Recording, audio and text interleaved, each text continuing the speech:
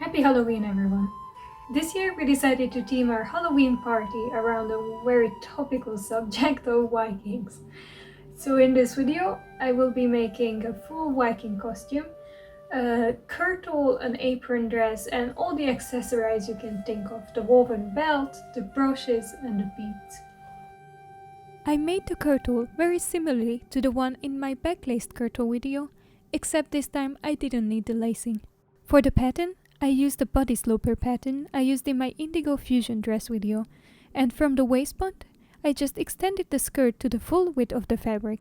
I prefer making a kirtle this way because I don't really like visible seams on my dresses, and the front gore, which you would have to put in if you wanted to make it historically accurately, just sends shivers down my spine. For extra fullness though, I still added the side gores, for which I could use the leftover fabric pieces. The way I cut the front and the back panels on the fold meant that the gores ended up having to be seamed together in the middle, which happily meant that I could hide pockets in there. I notched where I wanted my pockets to be and added them right sides facing the right sides, and then I flipped them out and seamed the whole triangle together, including the outer edges of the pockets.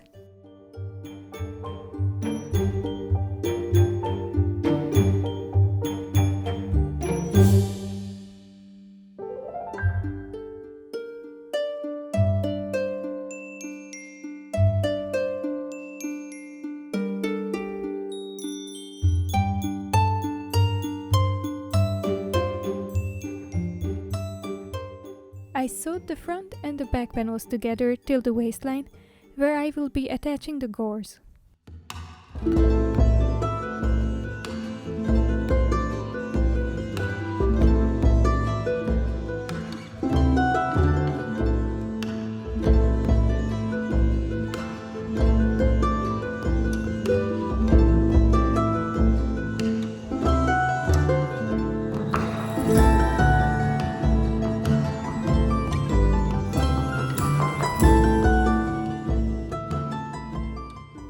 That the main body of the dress was done, I tried it on. I marked where I wanted the hem to end, as the moment it is way too long, and I draw on the neckline.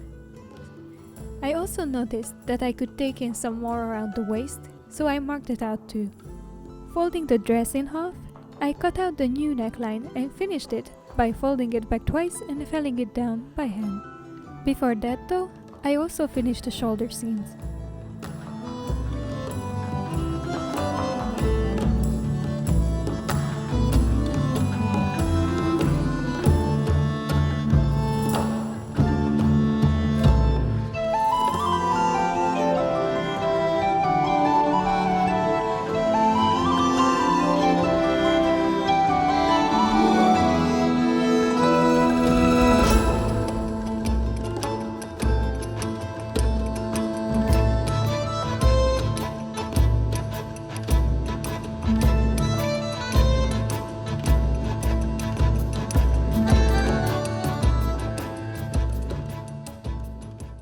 To make the sleeves, I used a random sleeve pattern I found in my drawer and extended it to the full length.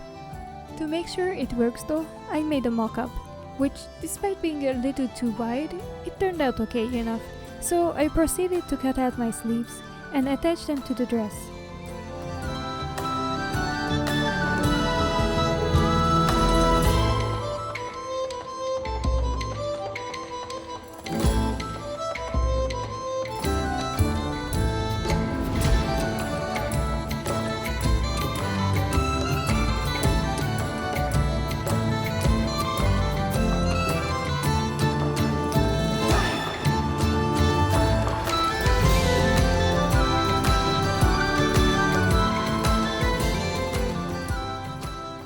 Last step was to fell the hem of the sleeves and serge all the edges in the interior of the dress.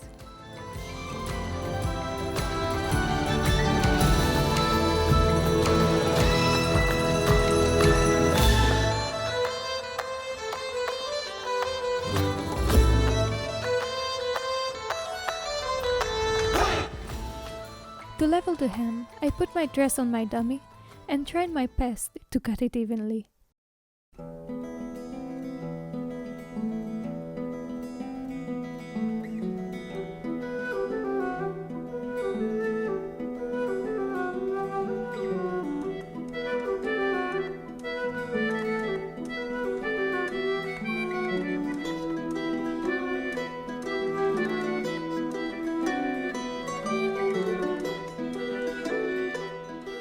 I was more or less happy with its length, I laid the dress out on my floor. It didn't really fit, and made sure the hems were symmetric and even. As all the circle skirts, this too was a pain to hem, so I struggled to fold it back nice and even with my iron, and then I used the blind stitch setting on my machine for an invisible finish.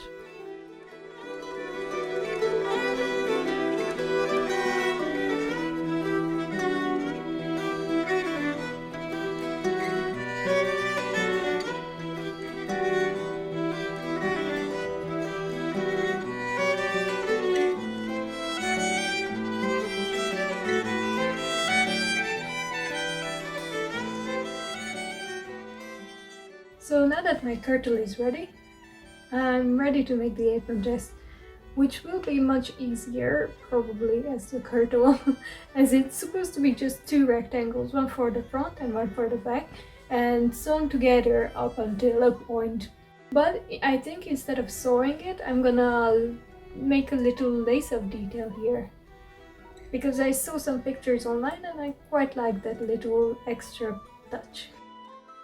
This was a prime opportunity, so of course I was gonna give my embroidery machine a go. I found a pattern I liked online and created my design in Illustrator, carefully picking the colors to go with my existing fabrics, the green kirtle and the blue apron dress. As the color scheme was going to be predominantly cooler, I opted for choosing warmer colors to balance it out. I also tried picking more earth or natural colors.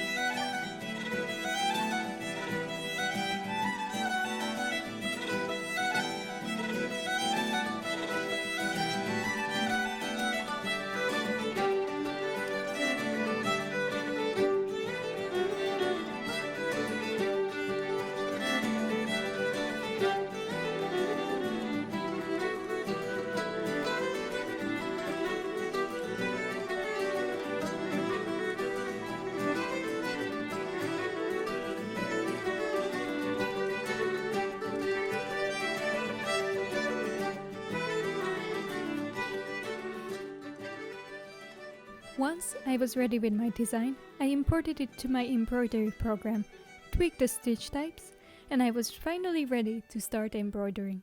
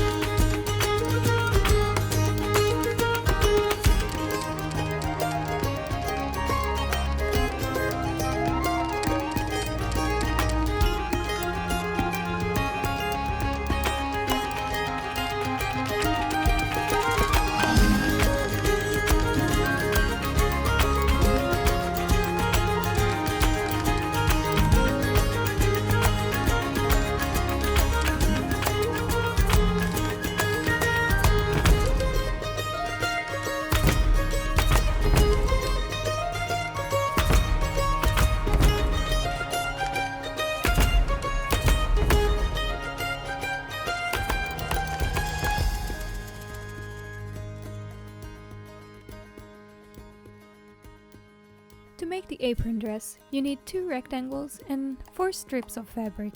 The shorter side of the rectangle is the width of the panel, and the longer side is the length you want. But be careful, the front panel should be wider than the back one. And this is where I made a grave error. Also, don't forget to add seam allowances to the edges, so your eyelets can sit on double the fabric and thus be stronger. The strips will be your straps, so the length of it depends on your dimensions and also where you want your dress to sit. I made the width of these strips 4 centimeters.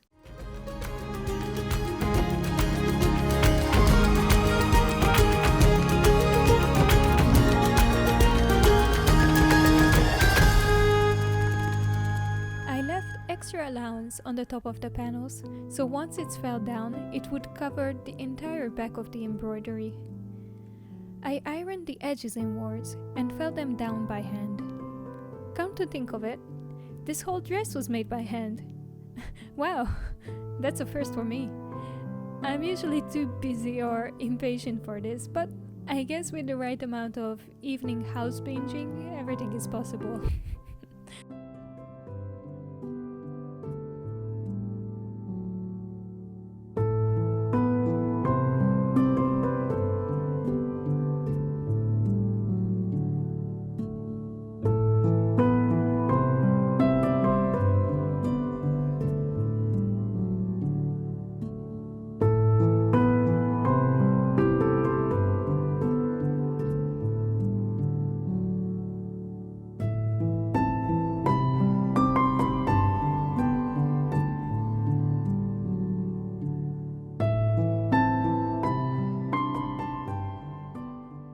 For the eyelets, I used my leather pokey thingy to make the holes by separating the fibers of the textile but not cutting them, so the eyelets will be stronger. I used a reddish embroidery floss to add more warm tones to the garment.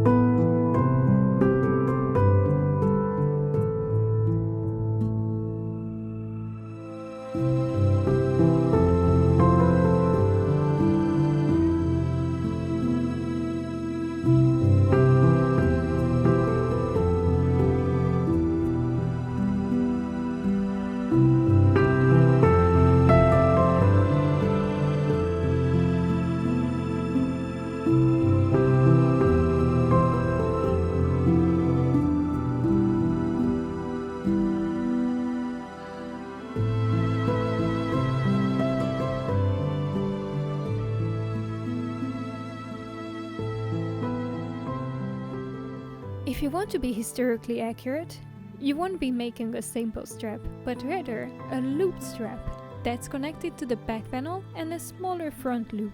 This is so because the loops are where the brooch is supposed to connect to. To make the straps, you will fold back the 2 long edges of your strip and then fold the whole thing in half and sew it shut. Once you have your long strip, you can cut off a smaller piece about 8 to 10 centimeters long and fold it in half in a way so the hands-on edges meet. Now you have a loop! You will have to do this 3 more times for the other front and the 2 back straps.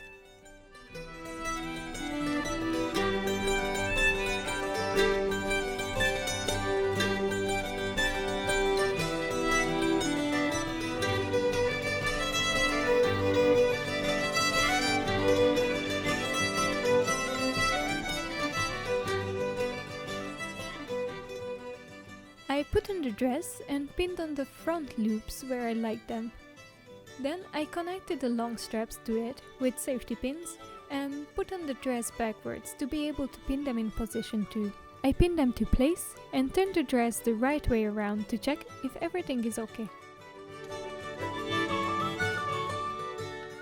Once I was happy with it, I sewed everything on.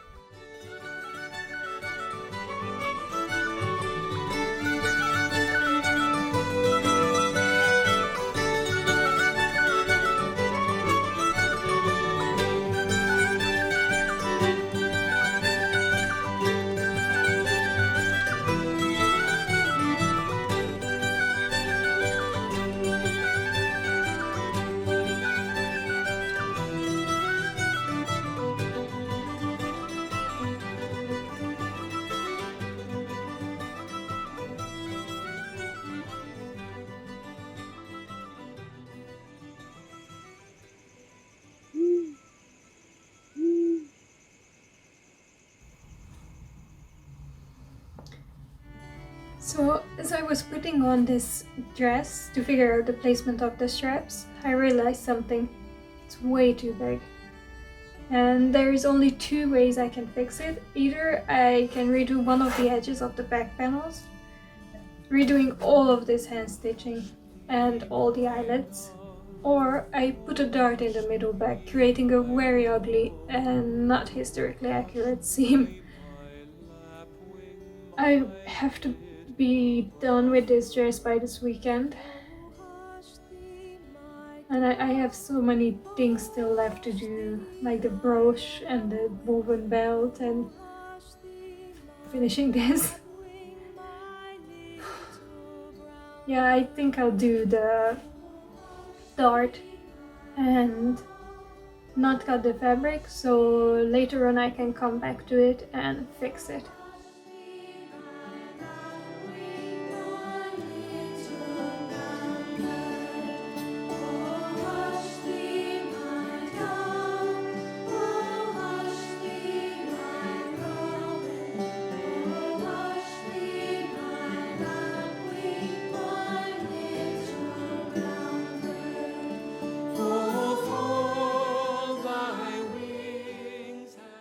So I found this brooch on Thingiverse and printed it from this amazing gold filament we had at home. It would be a little more accurate from bronze or silver, but well, this gold was all we had, so c'est la vie. I did add a bit of weathering though, to make it a little less obviously plasticky and shiny.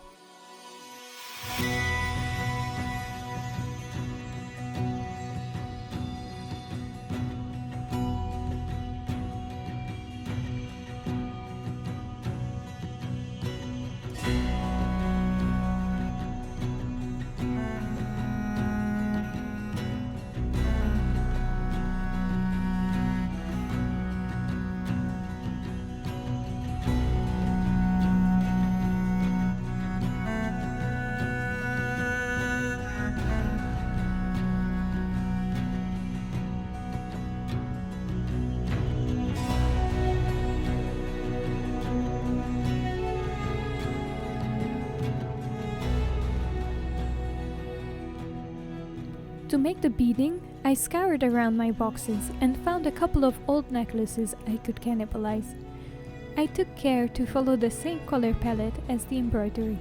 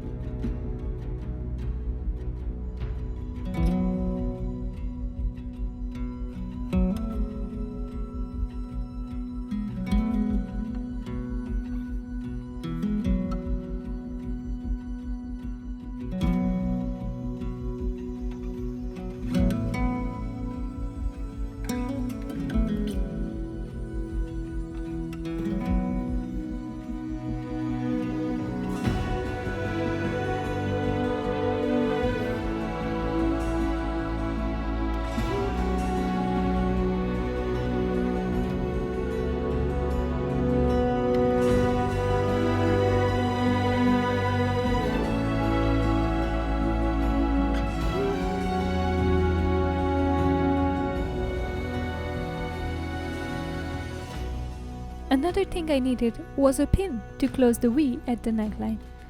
I used this Celtic fibula as inspiration and decided to make my own from this gold wire I happened to have lying around. Now, I have done this before when I was 8 in archaeology camp, but man, I did not remember how hard it is to get it coiled just tight enough. I lost many a good skin that day.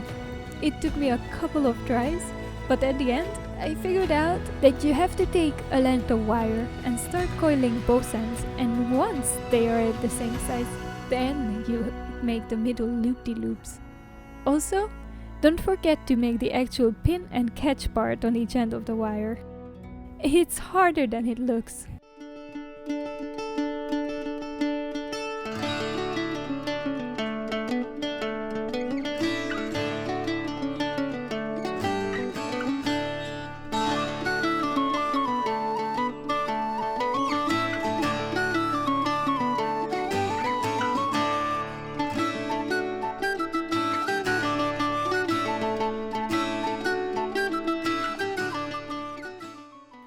know what else is harder than it looks? Another thing I learned at the archaeology camp. Belt weaving. Actually, the weaving part itself is quite self-explanatory, even if tiresome and it makes your back hurt. But the preparations. It took me a couple of iterations to figure out the design I wanted. I again used warmer tones to match the embroidery.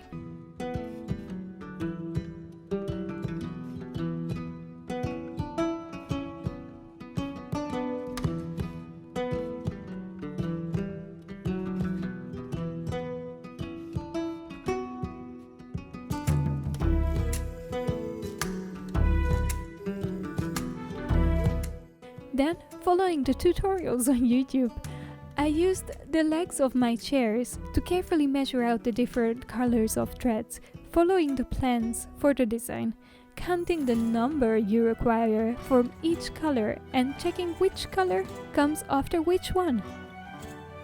The chairs help you to make that crisscross in the middle, which in turn will help you determine which color goes to the top and which color goes to the bottom of your loom thingy.